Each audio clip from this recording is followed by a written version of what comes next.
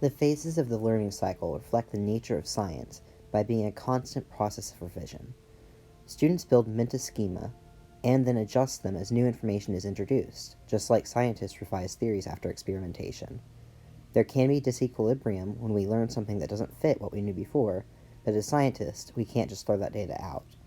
By revising what we think we know, we come to a better understanding of the world. The students in my class had just taken a test and were still struggling with the concept of potential energy. By experimenting with the model, the students were able to build a mental schema that fit the concept of potential energy.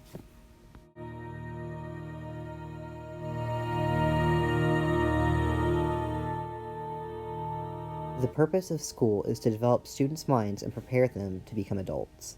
A science educator is tasked with teaching students to think critically and understand the cross-cutting concepts that are universal among the sciences.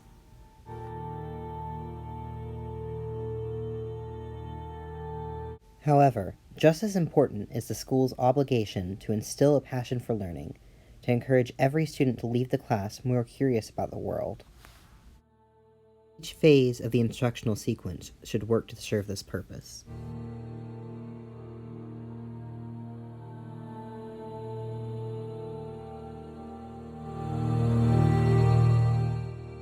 Piaget described 4 stages of cognitive development: sensory motor, pre-operational, concrete operational, and formal.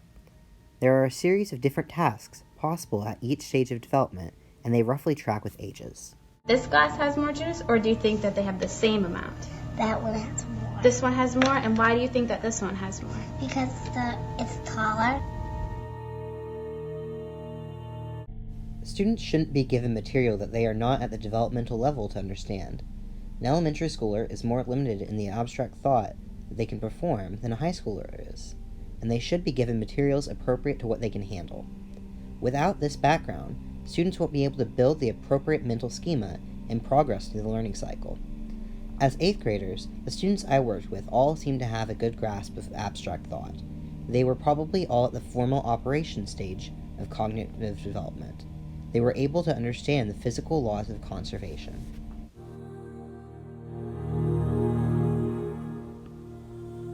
Piaget also had another model, the model of mental functioning. Students can learn in one of 2 ways. First, they are introduced to new information. If they are able to fit this new information with their previous mental schema and understanding of the world, they can assimilate this information. If not, they must go through a process called disequilibrium. They must find a way to reconcile their previous knowledge with this new information, or, more likely, they will create a new mental structure to fit this information, to accommodate the information.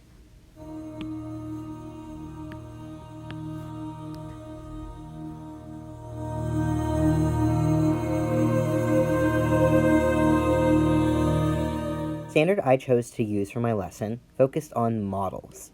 While other phases of my lesson plan include model making, the Engage phase predominantly uses a professionally made simulation model. I was also limited to working with potential, thermal, and kinetic energy by the boundaries of the standard. Each phase of the instructional sequence should work to reinforce the content expected by the standard and develop the student's skills in the listed practices.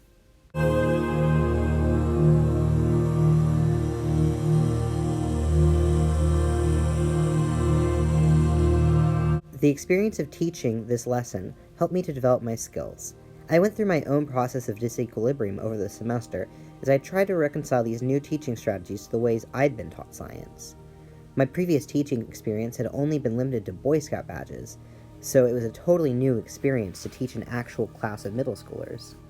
I had a lot of difficulty designing something that would take up the appropriate amount of time in class and be at the appropriate level of understanding these students had.